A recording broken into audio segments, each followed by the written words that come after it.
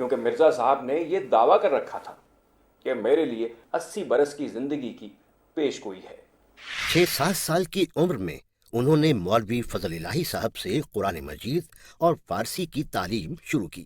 پھر تقریباً 10 برس کی عمر میں مولوی فضل احمد صاحب سے صرف و نحو کا آغاز کیا۔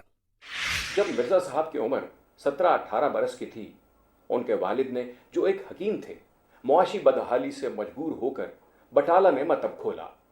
مرزا صاحب بھی وہیں آ گئے اور وہاں انہوں نے مشہور شیعہ عالم مولوی گل علی شاہ سے نحو اور منطق کی تعلیم حاصل کی۔ طب کی تعلیم مرزا صاحب نے اپنے والد سے حاصل کی۔ غالباً معاشی مشکلات کی وجہ سے بٹالہ میں قیام کے دوران مرزا صاحب کیمیا گری یعنی سونا بنانے کے نسخے بھی آزماتے رہے۔ سن 1864 میں مرزا صاحب نے سیالکوٹ میں ڈپٹی کمشنر کی کچہری میں اہل مت کے طور پر ملازمت کر لی۔ وہ 4 سال اس ملازمت میں رہے۔ دوران ملازمت انہوں نے انگریزی کی بھی 1-2 کتابیں پڑھیں۔ اسی زمانے میں انہوں نے مختاری کا امتحان دیا، لیکن اس میں فیل ہو گئے۔ لیکن سچ یہ ہے کہ پنڈت مذکور کو اسلام اور پیغمبر اسلام کے خلاف اشتعال دلانے والے مرزا غلام احمد ہی تھے۔ چنانچہ پنڈت لیکھ رام نے 24 جون 1893 کو مرزا غلام احمد کے نام اپنے ایک خط میں لکھا تھا، اگر براہین کا جواب لکھنا بے ادبی ہے تو اول مجرم آپ ہیں، کیونکہ آپ نے قرآن کی روح سے کفر کیا، ہم کو اشتعال دلایا، جس کی وجہ سے ہم نے جواب لکھا۔ اگر آپ ہمیں برانگیختہ نہ کرتے تو پرمیشور جانتا ہے کہ ہمیں ہرگز دین اسلام کے خلاف قلم اٹھانے کا کبھی خیال نہ تھا۔ اس سال کے آغاز میں حکیم صاحب نے ایک خط میں مرزا صاحب کو مشورہ دیا کہ وہ مسیح مسیح ہونے کا دعویٰ کریں۔ اس مشورے کا پتہ مرزا صاحب کے ایک خط سے لگتا ہے جو انہوں نے 24 جنوری 1891 کو حکیم صاحب کے نام تحریر کیا۔ مرزا صاحب لکھتے ہیں، جو کچھ عام مخدوم نے تحریر فرمایا ہے کہ اگر دمشقی حدیث کے مصداق کو علیحدہ چھوڑ کر الگ مسیح مسیح کا دعویٰ ظاہر کیا جائے تو اس میں حرج کیا ہے؟ اگرچہ اپنے اس خط میں تو مرزا صاحب نے دعوے کی تجویز کو بظاہر رد کیا اور ایک عاجزی کا اظہار کیا، لیکن معلوم ہوتا ہے کہ کچھ عرصے کے بعد حکیم نور الدین کی یہ تجویز انہیں پسند آئی اور بالآخر انہوں نے مسیح مسیح ہونے کا دعویٰ اور اعلان کر ہی دیا۔ سن 1891 میں مرزا صاحب کی کتاب فتح الاسلام شائع ہوئی، جس میں انہوں نے اعلان کیا کہ وہ مسیح مسیح اور مسیح موعود ہیں۔ سن 1891 ہی میں ان کی 2 اور کتابیں یعنی توضیح مرام اور ازالہ اوہام شائع ہوتی ہیں، جن میں اسی دعوے کو بار بار دہرایا گیا، مسیح جو آنے والا تھا یہی مرزا ہے۔ مرزا صاحب نے تواتر سے یہ بات کہنا شروع کی کہ احادیث میں جن عیسیٰ ابن مریم کی پیش گوئی ہے وہ محض ایک استعارہ ہے۔ لیکن ان تمام دعووں کے باوجود سن 1900 تک مرزا صاحب ختم نبوت کے عقیدے پر قائم دکھائی دیتے ہیں۔ وہ صاف لفظوں میں لکھتے ہیں، ہمیں محمد کے بعد کسی نبی کی حاجت نہیں، بھلا یہ مجھ سے ہو سکتا ہے کہ نبوت کا دعویٰ کر کے کافر بنوں؟ اگرچہ نبی اور رسول بننے کی طرف مرزا صاحب کا میلان سن 1900 سے پہلے بھی ملتا ہے، لیکن ساتھ ہی وہ یہ وضاحت بھی کر دیتے ہیں کہ یہ الفاظ وہ استعارے کے طور پر استعمال کر رہے ہیں، نہ کہ شرعی اصطلاح کے طور پر۔ سن 1900 میں مرزا صاحب نے اپنے خاص مریدوں کے سامنے اپنے آپ کو نبی کہنا شروع کیا۔ مرزا صاحب کی زندگی کے غیر جانبدار مطالعے سے یہ پتہ چلتا ہے کہ ان کے اعلانات اور دعووں میں ایک تدریج ہے، وہ ایک منصوبے کے تحت آگے بڑھ رہے تھے۔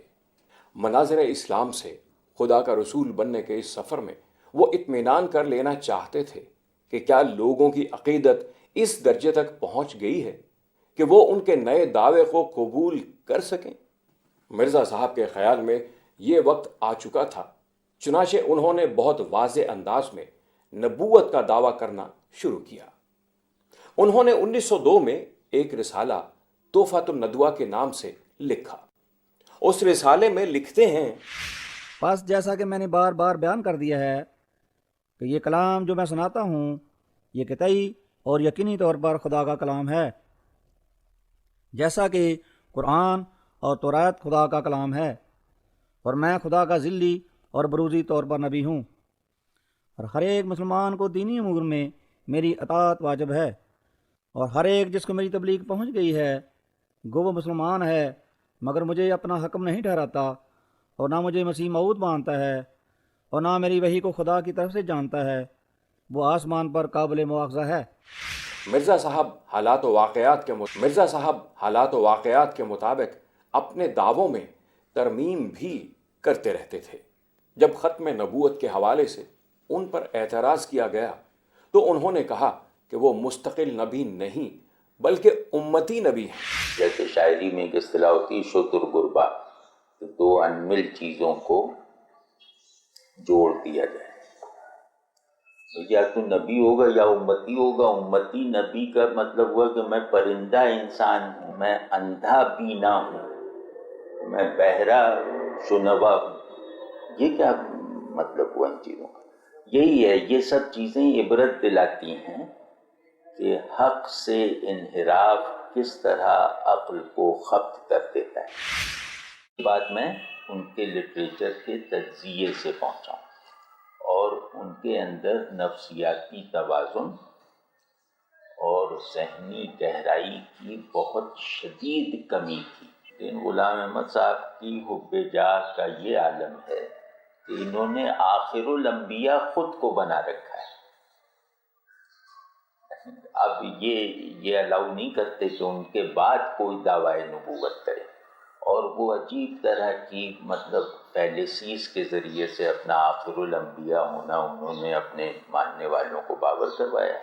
میرا قدم اس منارے پر ہے جہاں تمام بلندیاں ختم ہیں۔ چاند کا گرہن ظاہر ہوا، اور میرے لیے چاند اور سورج دونوں کا۔ اب کیا تو انکار کرے گا؟ اگر تو نہ ہوتا تو میں زمین اور آسمان کو پیدا ہی نہ کرتا۔ میں آدم ہوں، میں شیس ہوں، میں نوح ہوں، میں ابراہیم ہوں، میں اسحاق ہوں، میں اسماعیل ہوں، میں یعقوب ہوں، میں یوسف ہوں، میں موسیٰ ہوں، میں داؤد ہوں، میں عیسیٰ ہوں، اور آن حضرت کے نام کا مظہر عتم ہوں، یعنی ذلی طور پر میں محمد اور احمد ہوں، میں زندہ علی ہوں۔ خدا تعالیٰ نے میرا نام ذوالقرنین بھی رکھا ہے۔ خدا نے بار بار میرے پر ظاہر کیا ہے کہ جو کرشن آخری زمانہ میں ظاہر ہونے والا تھا وہ تو ہی ہے، آریوں کا بادشاہ۔ میں حجر اسود ہوں۔ خدا نے اپنے الہام میں میرا نام بیت اللہ بھی رکھا ہے۔ خدا نے مجھ سے فرمایا، اے مرزا، خدا تیرے ساتھ ہے، تو جہاں کھڑا ہوتا ہے خدا بھی وہاں کھڑا ہوتا ہے۔ میں نے خواب میں دیکھا کہ میں خدا ہوں، اور میں نے یقین کر لیا کہ وہ میں ہی ہوں۔ دلی کی کیا ضرورت ہے؟ اگر میرے پاس اصل کی گائیڈنس موجود ہے تو مجھے ثانوی کی کیا ضرورت ہے؟ اس کی ضرورت نہیں ہے۔ اور پھر ریلیجن کا یہ کریکٹر نہیں ہے کہ ڈیفینیٹ لائنز لگانے کے بعد بلرڈ لائنز سے سہارا لے کر بات کو کرے۔ جب ایک ڈیفینیٹ پوزیشن آ گئی پروفٹ کی کہ وہ نبی تھے، رسول تھے، اللہ کی طرف سے بھیجے گئے تھے، قرآن نے کہا، انہوں نے کہا، دنیا نے گواہی دی، اور ہسٹوریکل ڈائلیکٹسزم سے بھی یہ بات نکلتی ہے کہ وہ اسی لائن کے آدمی ہیں، پھر بلرڈ لائنز کا سہارا لینے کی ضرورت کیوں ہے؟ کیا الٹی گنگا بلرڈ لائنوں سے چلتے ہوئے کلیئرٹی کی طرف تو جایا جا سکتا ہے، کلیئر لائنوں سے چلتے ہوئے بلرڈ لائن کی طرف آنا آپ الٹا چلانا چاہتے ہیں۔ It doesn't make sense۔ دوسرے خلیفہ مرزا بشیر الدین محمود نے بھی مرزا صاحب کو نہ ماننے والوں کے لیے، جو مرزا صاحب کو سچا نہیں مانتے، ان کے لیے اسی بات کا فتویٰ دیا ہے کہ ہر ایک شخص جو موسیٰ علیہ السلام کو تو مانتا ہے مگر عیسیٰ علیہ السلام کو نہیں مانتا، یا عیسیٰ علیہ السلام کو تو مانتا ہے مگر محمد صلی اللہ علیہ وسلم کو نہیں مانتا، یا محمد صلی اللہ علیہ وسلم کو تو مانتا ہے مگر مسیح موعود یعنی مرزا کو نہیں مانتا، وہ نہ صرف کافر بلکہ پکا کافر اور دار اسلام سے خارج ہے۔ اب یہ حوالہ واضح طور پر اس بات کو واضح کرتا ہے کہ مرزا صاحب کو ذلی بروزی صرف نبی نہیں مانتے، یہ تمام احمدی حضرات موسیٰ علیہ السلام کی طرح، عیسیٰ علیہ السلام کی طرح اور محمد رسول اللہ صلی اللہ علیہ وسلم کی طرح نبی مانتے ہیں۔ اگر ایسی بات نہ ہوتی تو پھر نہ ماننے والے کو کفر کا فتویٰ ان کے بارے میں نہ دیا جاتا کہ وہ کافر ہیں۔ پھر وہ کہنے لگے کہ وہ دراصل غیر تشریعی نبی ہیں، یعنی وہ نبی تو ہیں لیکن نئی شریعت لے کر نہیں آئے۔ لیکن ان کی تصانیف سے یہ بھی ثابت ہوتا ہے کہ وہ اپنے آپ کو مستقل صاحب شریعت نبی مانتے تھے۔ انہوں نے اپنی کتاب اربعین میں تشریعی یا صاحب شریعت نبی کی تعریف کی ہے کہ جس کی وحی میں امر و نہیں ہو، یعنی وہ کسی کام کے کرنے کا حکم دے اور کسی بات سے منع کرے۔ وہ مزید لکھتے ہیں کہ صاحب شریعت نبی کے لیے یہ ضروری نہیں کہ وہ نئے احکام لائے، اگر وہ گزشتہ نبی کے امر و نہیں کو جاری کرے تو وہ بھی صاحب شریعت نبی ہے۔ پھر وہ صاف دعویٰ کرتے ہیں کہ وہ اس تعریف کی روح سے صاحب شریعت نبی ہیں۔ وہ لکھتے ہیں ماں سوا اس کے یہ بھی تو سمجھو کہ شریعت کیا چیز ہے، جس نے اپنی وحی کے ذریعے سے چند امر و نہیں بیان کیے اور اپنی امت کے لیے ایک قانون مقرر کیا، وہی صاحب شریعت ہو گیا۔ بس اس تعریف کی روح سے بھی ہمارے مخالف ملزم ہیں، کیونکہ میری وحی میں امر بھی ہیں اور نہیں بھی۔ اسی طرح جو اسلام میں ختم نبوت کے مسلمے میں کوئی گنجائش نکالنے کی کوشش کرے تو اس کے بارے میں یہ کہنا بھی اتنا ہی فطری ہے کہ اس کا اسلام سے کوئی تعلق نہیں، نہ ذہنی نہ ذوقی۔ ان بلند و بانگ دعووں کے ساتھ مرزا صاحب پوری امت مسلمہ کو جو انہیں تسلیم نہیں کرتی کافر قرار دینے لگے۔ مجھے الہام ہوا ہے کہ جو شخص تیری پیروی نہیں کرے گا اور تیری بیعت میں داخل نہیں ہوگا وہ خدا اس کے رسول کی نافرمانی کرنے والا جہنمی ہوگا۔ خدا تعالیٰ نے میرے پر ظاہر کیا ہے کہ ہر ایک وہ شخص جس کو میری دعوت پہنچی ہے اور اس نے مجھے قبول نہیں کیا ہے وہ مسلمان نہیں ہے۔ مرزا بشیر الدین محمود اپنی کتاب آئینہ صداقت میں لکھتے ہیں ہمارا یہ فرض ہے کہ غیر احمدیوں کو مسلمان نہ سمجھیں اور ان کے پیچھے نماز نہ پڑھیں۔ اس طرح بانی جماعت اور بعد میں آنے والے لوگوں نے خود ہی اپنے آپ کو ملت اسلامیہ سے منقطع کر لیا۔ دیکھیں جی، پاکستان جب بنا تھا تو انہوں نے اپنے آپ کو مسلمانوں سے ایک الگ، وہ تو کہتے ہیں جی ہمیں الگ کیا گیا، انہوں نے خود ابتدا ہی اس بات سے کی، انہوں نے کہا جی ہم ایک الگ مذہب ہے، اور انہوں نے اپنے آفیسرز کے نام بھی لسٹ باؤنڈری کمیشن کو دیے تھے، اور اس میں آرم سروسز کے اندر بھی جو ان کے لوگ تھے، سول سروس کے اندر لوگ تھے، جو ان کی کمیونٹی کی تعداد تھی وہ بھی بڑھا چڑھا کر انہوں نے یہ بیان کی کہ جی ہم نہ ہندو ہیں نہ مسلمان ہیں، ہم ایک الگ مذہب ہے۔ اور ان کے جو بڑے تھے بشیر الدین محمود صاحب، ان سے کسی نے پوچھا کہ اگر کوئی مسلمانوں میں سے کوئی مر جائے تو اس کے جنازے میں شریک ہونا، ان کا قتل نہیں۔ انہوں نے کہا جی اگر کوئی بچہ فوت ہو جائے جس کو بھی پتہ بھی نہ ہو کہ آپ نے کوئی اعلان کیا ہوا ہے نبوت کا کہ نہیں، انہوں نے کہا کہ یہ مذہب کا معاملہ ہے، یہ سوشل ریلیشن شپ کا معاملہ نہیں ہے، وہ اس میں بھی آپ شریک نہیں ہو سکتے۔ اس قدر سختی، تو اس وجہ سے یہ انہوں نے اپنے آپ کو خود الگ کیا۔ قائد اعظم صاحب کا جنازہ، اس کی تصویریں موجود ہیں جس میں ساری دنیا جنازہ پڑھ رہی ہے بانی پاکستان کا، جنہوں نے ان کو وزیر خارجہ رکھا تھا، اور یہ جو ہے ایک پتھر سا ہے اس کے اوپر بیٹھے ہوئے ہیں، وہ تصویر مجھے یاد ہے، بازو اوپر کیے ہوئے گرمی کی وجہ سے۔ تو بعد میں پریس والوں نے پوچھا ان سے کہ آپ جنازے میں شریک کیوں نہیں ہوئے؟ انہوں نے کہا یہی سمجھ لیں کہ ایک اسلامی ملک کا میں غیر مسلم وزیر ہوں، یا ایک غیر مسلم ملک کا میں مسلمان وزیر ہوں، یعنی اگر وہ مسلمان ہے تو میں نہیں ہوں، اگر میں ہوں تو وہ نہیں ہے۔